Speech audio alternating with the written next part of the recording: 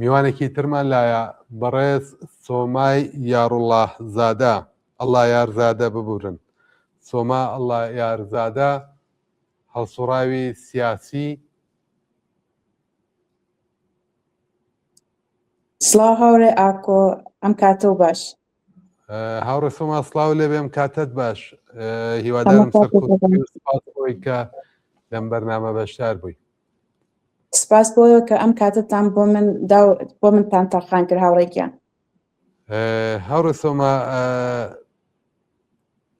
زۆر بواردا ئێمە هەڵسەنگاندنمان کرد بۆ مانگرتنەکەی ئەمڕۆ. حەزەکەم بزانم لە زبانی ئێوە دەور و ڕۆڵی ژنان لەم شۆڕەشەدا چی بوو، لە مناڕزایەتیە چییە؟ پێشەکی هەرەکەم بوو ڕێز و سڵاو بگێنم بە بنەماڵی گیانبەخت کوردوانی شۆڕشی کوردستان و هەروە دەستخۆشی لە تەواوی خەڵکی کوردستان کەم کە بەدەم بانگخوازی ئەحزاب و هاتن و مانگرتنیان بەسەرکەوتن بەڕێوە برد. بەڕاستی جێ دەستخۆشی و دڵخۆشی بوو کە خەڵک بە پەرۆشەوە بە جوانی بەرەو ئەو مانگرتنیان بەڕێوە برد.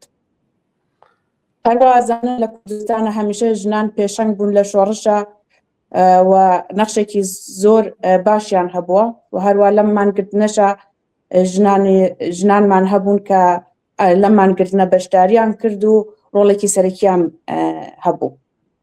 و هەروە کە ئەزانن لە زۆربەی شارەکانی کوردستانە ئێستا خەڵک بە گەرموگوڕی هاتوونەتە دەرەوە و ئەعترازی خۆیان بە دژی ڕژیمی سێدارە دەربڕیوە.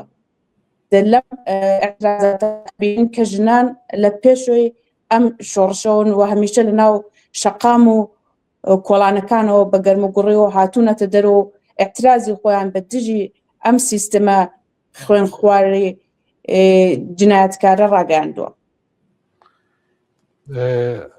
پێت وایە کە ژنان هەروەکو تا ئێستا ڕۆڵیان هەبووە لە درێژەی ئەم خەباتەیە دووبارە هەر ئەو ڕۆڵ و چالاکیە بینن؟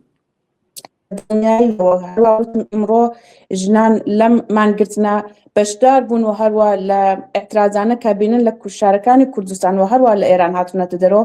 ژنان لە پێش ئەم شۆڕشەوە هاتوونەتە دەرەوە هەروە ئێستش لە شەقامەکانە ئەبینن ژنان بە ڕۆڵێکی گەورە و هاتوونەتە دەرەوە لەسەر شەقامەکانن لە پێش ئەم شۆڕشەوە.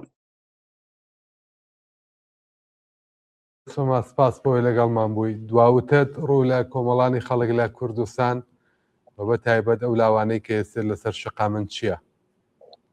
دووبارە دەستخۆشی لە خەڵکی کوردستانەکەمەوە و هەروە هیوادارم شەقامەکان چۆڵ نەکەن هەروە بە گەرموگوڕیەوە بێنە دەرەوە و ئەعترازی خۆیان دژ بەم ڕژیمە سەرکوتگەرەی خوێنخوارە ڕابگەێنن. سەرکەوتن بۆ کوردستان و خەڵکی گەلی ئێران. سەرکەوتن بۆ جەنابیشت و سپاس بۆی بەشداری ئەم بەرنامە بووی. سپاس بۆ بەش هاوڕاوکۆ.